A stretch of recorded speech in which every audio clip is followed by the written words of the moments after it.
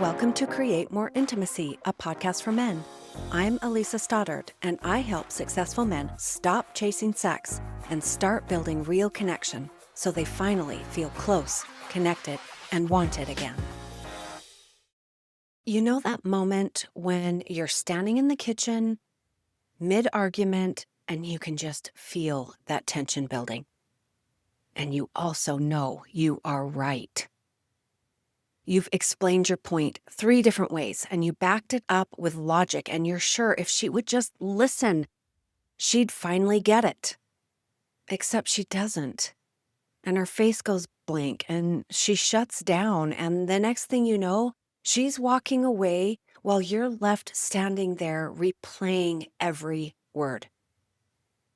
You tell yourself that you were calm, you didn't yell, you just wanted to be understood. But underneath all of that, there's something else.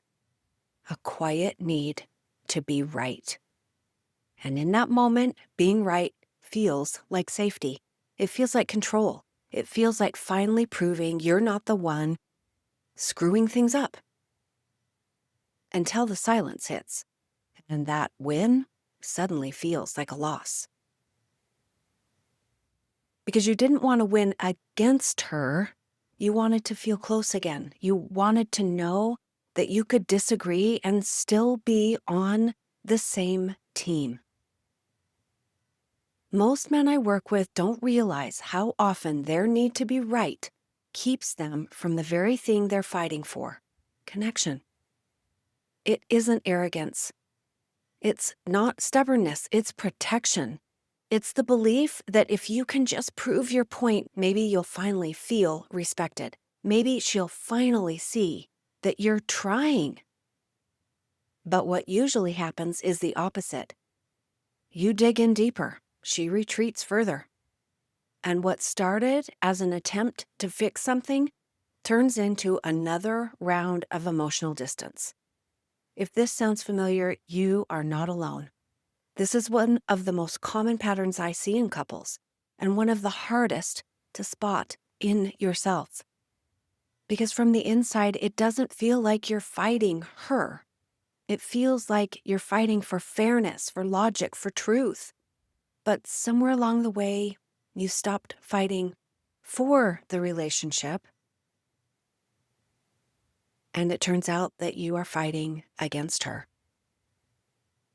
Today, we're going to talk about why that happens and what to do instead. We'll unpack where that need to be right actually comes from, why it is so hard to let go of, and how to shift from defending yourself to truly connecting with your partner. Because being right might feel good for a moment, but being understood and creating real peace between you feels a whole lot better. Welcome to episode 28. Stop needing to be right. For most men, the need to be right isn't about ego, it's about safety. You spent your whole life learning that respect is earned by getting things right. At work, being right earns trust. In school, it earned approval. In sports, it earns victory. And at home, for a long time, being right might have meant avoiding conflict altogether. So when things get tense with your wife, that old wiring kicks in. You want to solve it, fix it, explain it. Because that is what has always worked. You're not trying to dominate her. You're trying to find solid ground again. But emotional connection doesn't work like logic. And the more you try to prove your side, the more she feels unheard. And the more misunderstood you feel. It is such a painful loop. You both end up fighting for validation, not resolution. And at the root of all of this is a quiet belief that most men carry without even realizing it. If I'm wrong, I've failed. That belief starts young. Maybe you had a father who didn't tolerate mistakes, or a mother who leaned on you to be the responsible one. Maybe you grew up praised for being the kid who always had it together, the one who didn't cause trouble, who got things done. Over time, that message gets embedded. Your worth is tied to being right. So when your partner challenges you, it's not just about the disagreement. It hits something deeper, that place inside of you that equates being wrong with being weak, foolish, or unworthy of respect. And that is when defensiveness takes over. You start explaining your tone, your timing, your reasoning, anything to prove that you are not the bad guy. You are no longer talking to her, you are talking at her. Because in that moment, you're not just defending your point, you're defending your whole identity. Irony is, she isn't usually asking you to be wrong. She's actually asking you to be present and to listen and to understand how your words land, not just what they mean. But from the inside, it can feel impossible. If you back down, you feel walked over. If you push forward, you lose her trust. And that is a double bind that keeps so many men stuck, trying to fix connection with the same tools that broke it. Here's what's really going on. When you're locked into the need to be right, what you're actually fighting for is respect. You want to feel seen and valued and understood. But because that desire is covered in layers of frustration and fear, it comes out sideways through arguments, control, or withdrawal. And that's where everything breaks down. Because the harder you push to be right, and the more unseen she feels, the more she withdraws, confirming your worst fear that you don't matter to her anymore. It's not that you're wrong, it's that your strategy is. You're trying to use control to earn connection, but connection can't be forced into submission. That's the shift I want you to see. You can't logic your way into love. You can only create it by leading with emotional honesty instead of intellectual certainty. The first shift is realizing that being right and being respected aren't the same thing. You can absolutely be right about the facts and still lose her trust in how you handle them.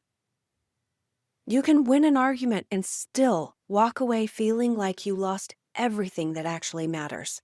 So the question becomes, do you want to be right or do you want to be happy and effective? Here's where the real work starts. In holding back your thoughts, but in learning to see the conversation differently. Number one, stop trying to prove your point. Start trying to understand hers. When tension rises, your mind automatically gears up for defense, rehearsing your side and gathering evidence and then building your case. But connection isn't built in the courtroom like that. It happens when you pause long enough to genuinely hear her, and not just her words, her emotions underneath.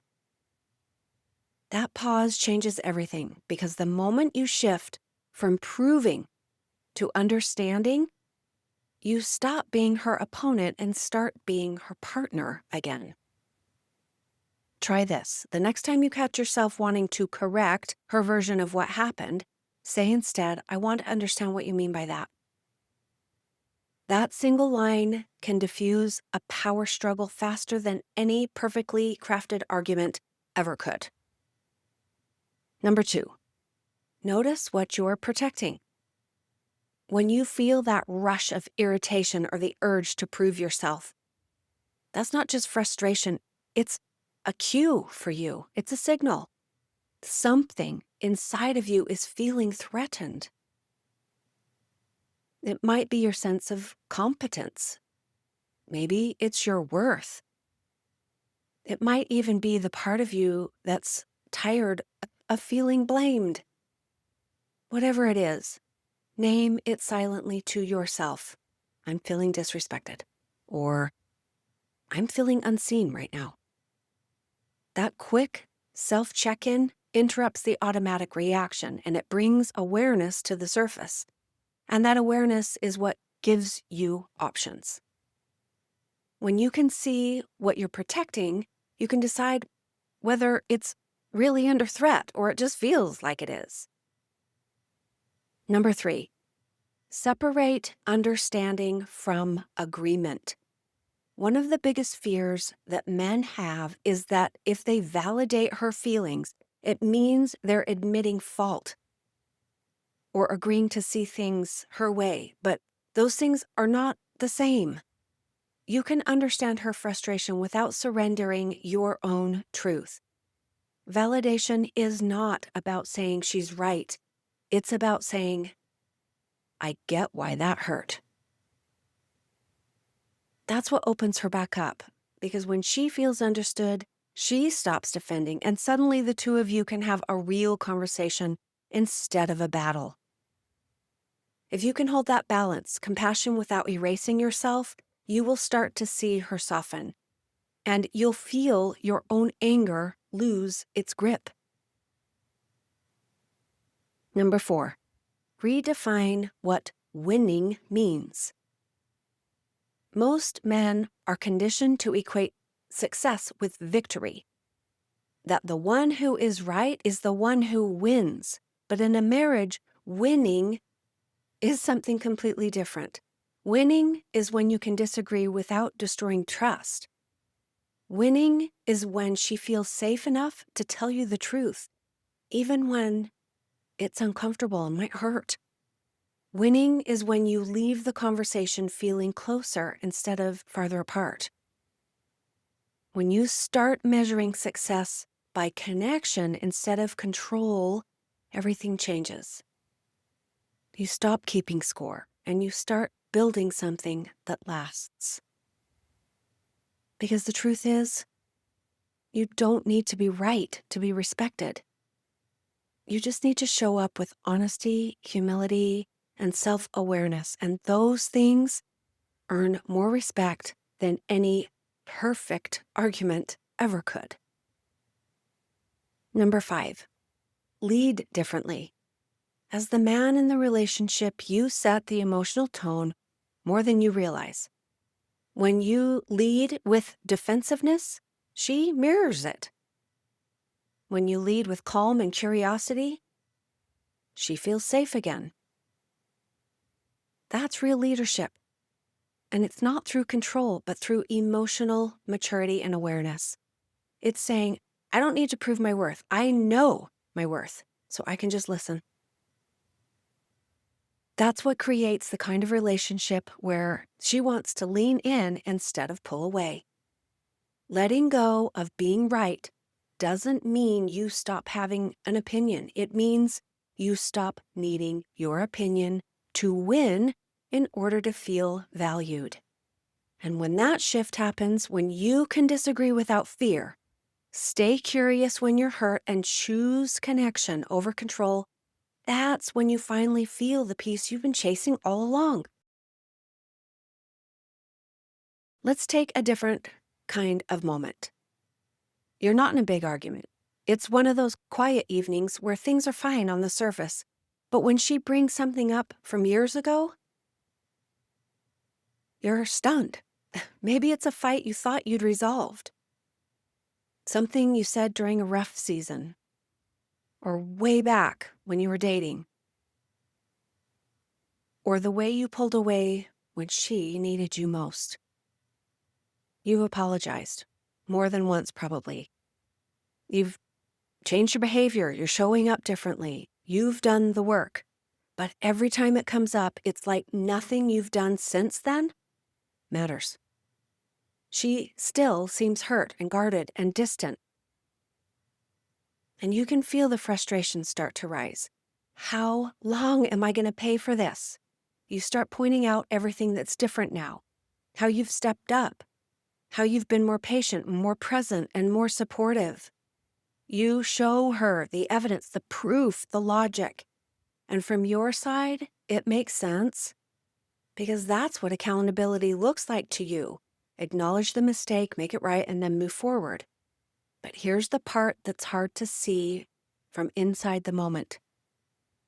She is not holding on because she wants to punish you. She's holding on because part of her still hurts. And what she's really waiting for isn't another apology that sounds just like the previous 10. It's to feel like you can sit with her in her pain. Okay, hear me. She is not asking you to fix it. She doesn't want you to explain it. She does not want you to defend how much better you're behaving and how good things are now. Just stay present long enough for her pain to be seen. That's the piece that most men miss. Because they're sitting in that space, it feels unbearable. It's really hard to go back to that place where you know you disappointed and hurt her and disappointed yourself. You can feel her emotion like it's aimed at you, even when it's not. So you go into logic mode because it's way safer there. And you tell her that you've changed. You tell her that it's in the past, and you tell her you can't keep doing this forever. But the moment you start proving is when she stops feeling safe. Because to her, it sounds like you're trying to erase the hurt instead of understanding it and being able to sit with her in it. Here's what a different version of that moment could look like. So she brings up old pain again. It's that same story, that same tone, and you feel your chest tighten and you want to say, I know, I have said I'm sorry. But instead, this time, you take a slow breath and you remind yourself, this isn't about being right or correcting what she's saying. This is about being present. So you say, you're right. I did do that. I did say that. And it really hurt you. And I hate that I made you feel that way. Then pause. Let the silence happen for as long as it needs to. You don't rush in to say, but I'm different now, or I changed my behavior, or I don't do that anymore. You just stay there long enough for her to exhale. And you'll feel it when she does. Her body will soften and her tone shifts. Because for once, she doesn't feel like she has to fight for acknowledgement. That moment is where healing starts. And it's not about agreeing on every detail or admitting you haven't changed. It's about showing her that you can handle her pain without needing to prove your innocence or set the record straight. That's emotional leadership. It's the strength to stay grounded when everything in you wants to run from the discomfort of knowing you hurt her. And when you do, something powerful happens. She starts to believe that your apology is real, because now it's not just words, it's presence. You're not defending who you are now, you're validating who she was then. The part of her that needed you and didn't feel like you were there. When that part finally feels seen, maybe she could let it go. That's what men mean when they say, she can't move on. What they're really saying is, I don't know how to help her feel safe again. And that's okay. You probably were never taught how to do that. Most men aren't. But this is the shift. It's learning that healing doesn't come from being right or proving that you've grown. It comes from being emotionally steady enough to face the pain your partner still feels without collapsing into guilt or defensiveness. And man, I know this is not easy work, but it's the kind that changes everything. And it's what I do every day with my clients. I help men see the parts they can't, guiding them through the hard moments so they can finally rebuild the connection that they've been missing. When you look back over your relationship, you can probably see the pattern now.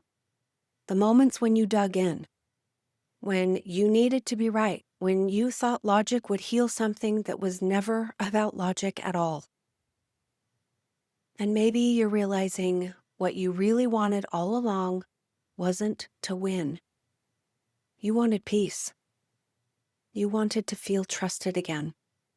You wanted the kind of connection where she looks at you and you can tell she feels safe. That's what this work is really about.